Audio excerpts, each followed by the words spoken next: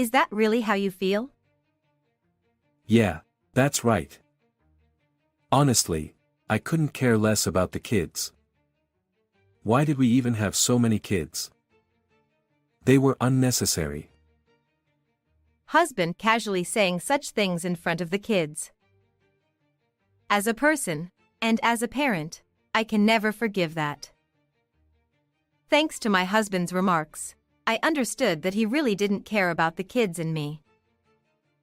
I couldn't bear it anymore and said, "Let's just get divorced.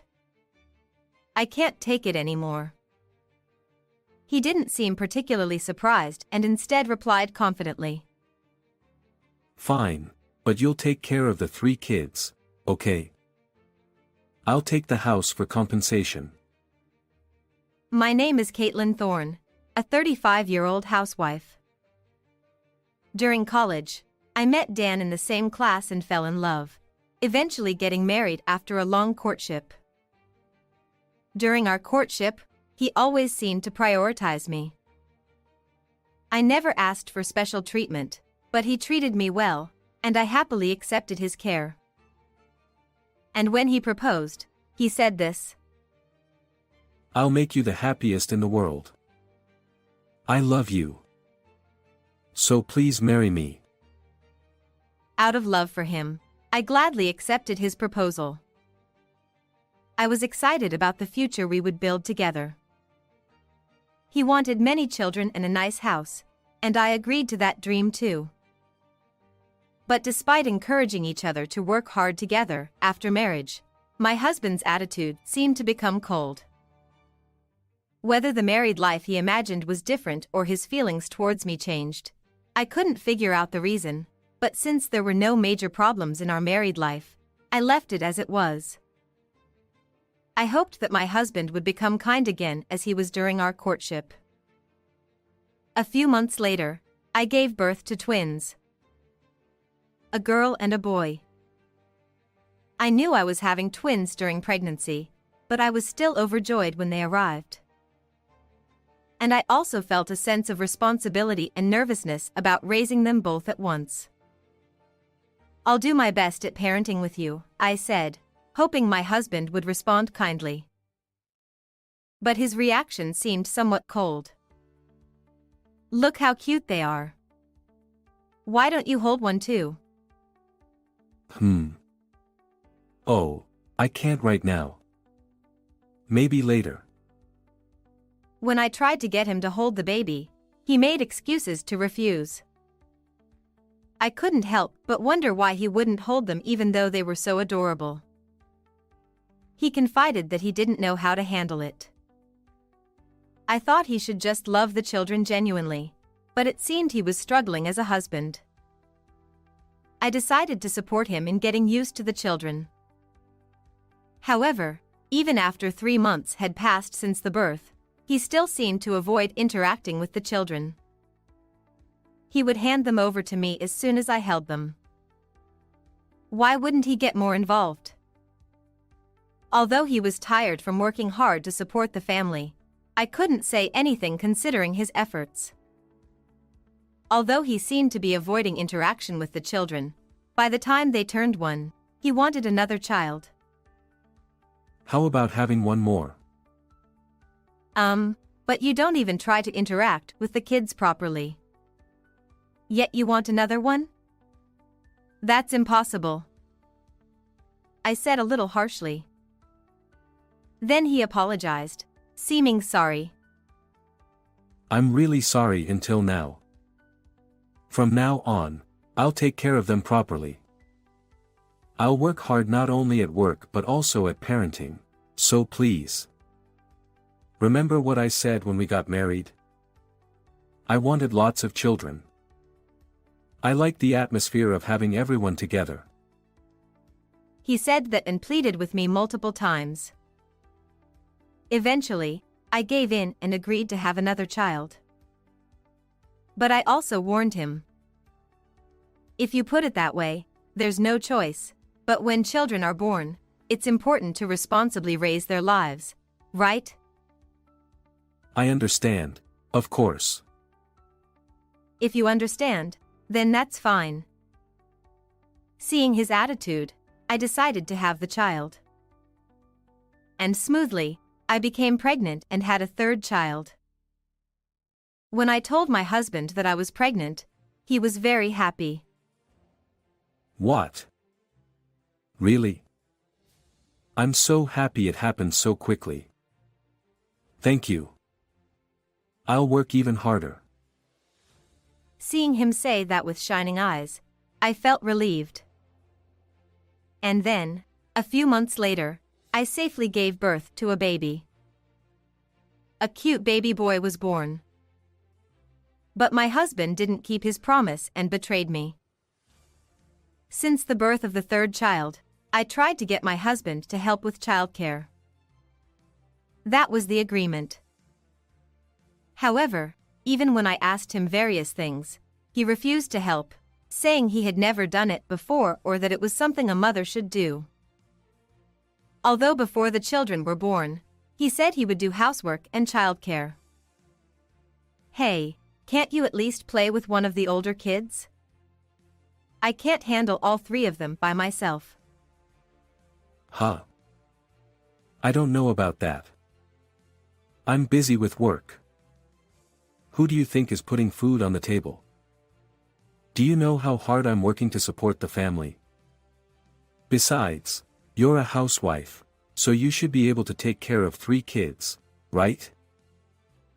My husband said that and took on a harsh attitude. But, you said you'd also do parenting. Shut up. I have an important business dinner now, and after that, I'm going golfing. I don't know when I'll be back, and I don't want to get tired playing with the kids. That's how my husband yelled at me. By this time, the older children could speak and assert their own wills. So when they said, "Daddy, let's play," and went to my husband, he refused. I'm busy now, play with mommy. Hey Caitlin, do something about them. They're his own children. Why doesn't he play with them when he was the one who said he wanted a lot of children?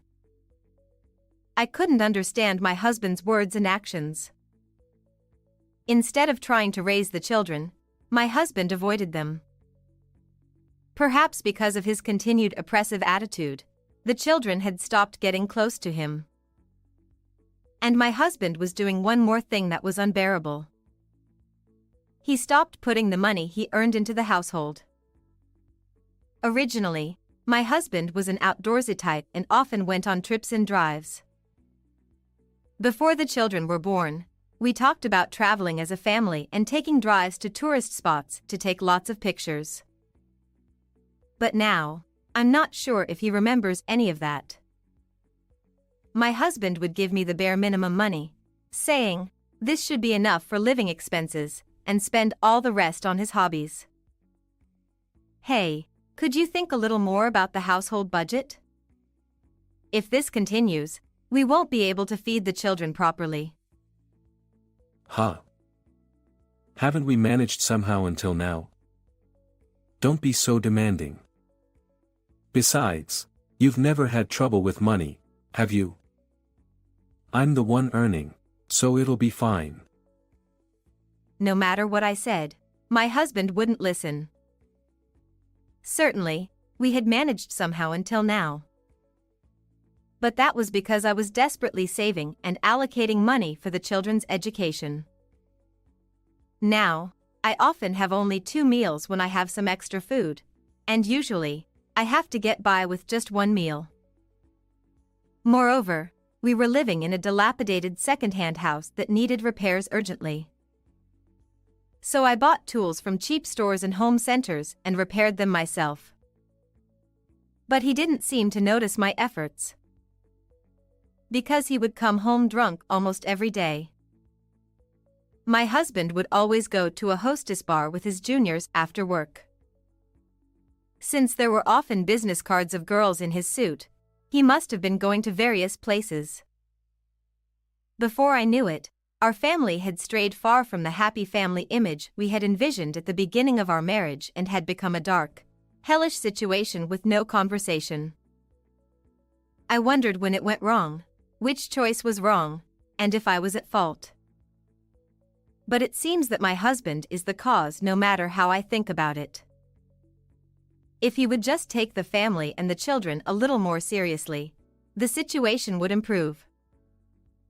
I sigh every time I see the dwindling money and bank balance. From around this time, I began to seriously consider divorce. Even if I stayed with my husband, I couldn't imagine the children growing up healthy. The atmosphere in the house had already become heavy. In this situation, what would happen to the children when they reached adolescence? With such worries, I quietly asked the children about living separately from their father. "Hey, would you be sad if mommy and daddy lived separately?"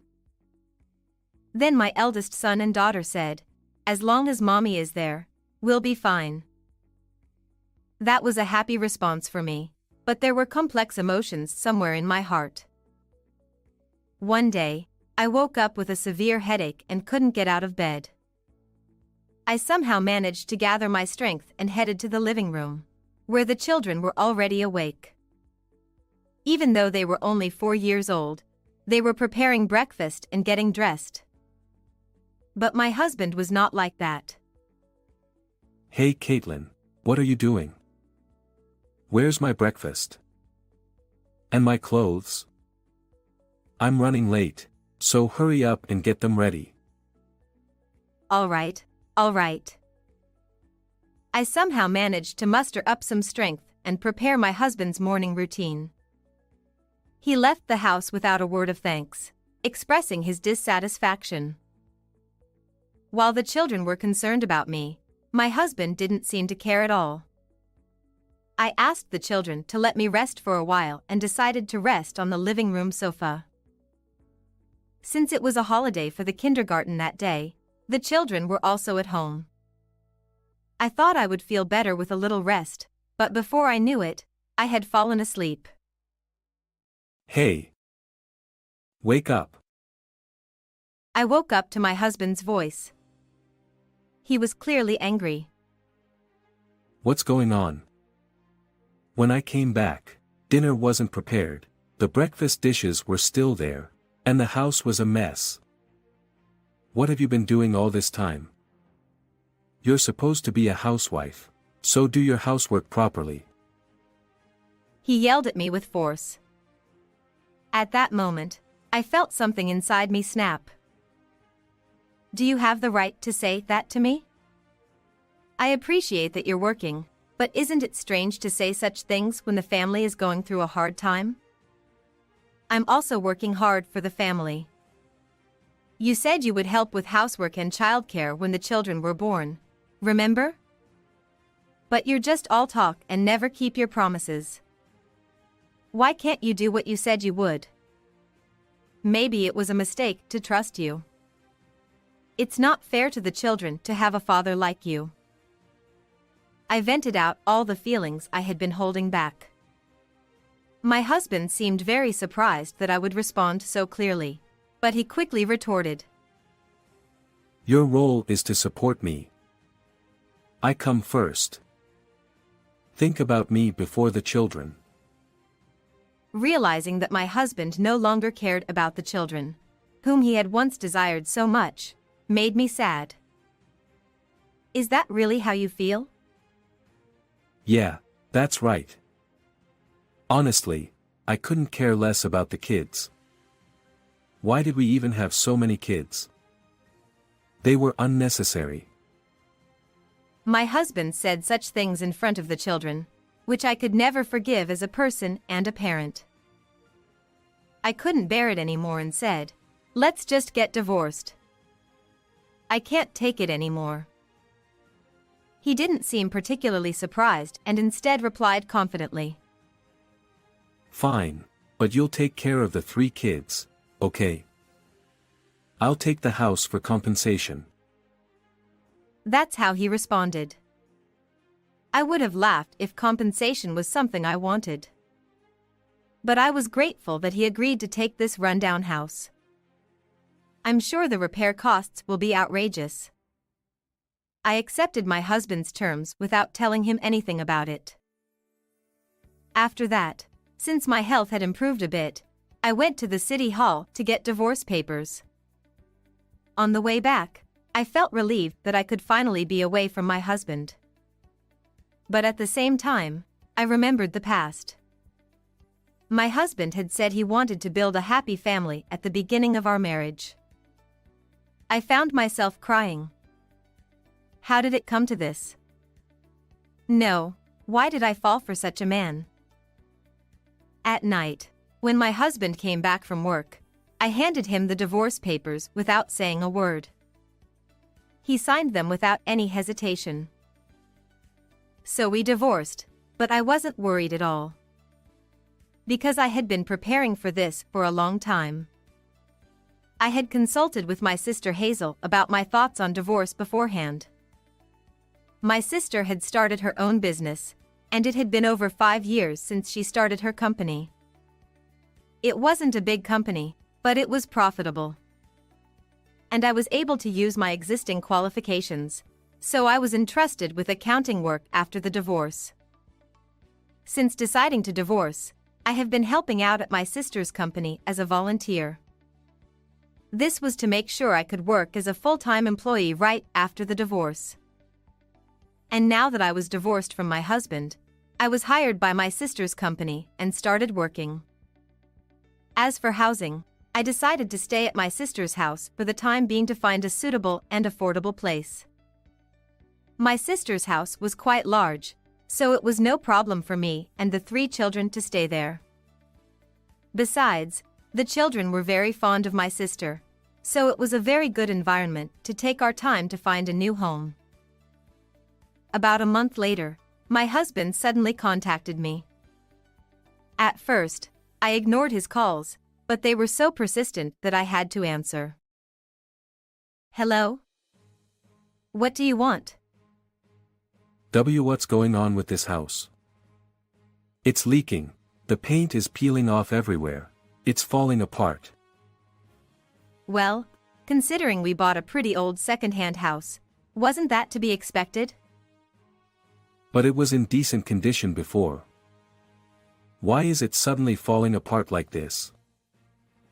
You may not have noticed, but I was regularly cleaning the interior. But for the exterior, we need to hire a contractor. I even talked to you about it, but you dismissed it as a waste of money, remember? It's all your responsibility. That's. How much will it cost to fix all of this? I don't know. Well, buying a new house might be a better option in terms of cost.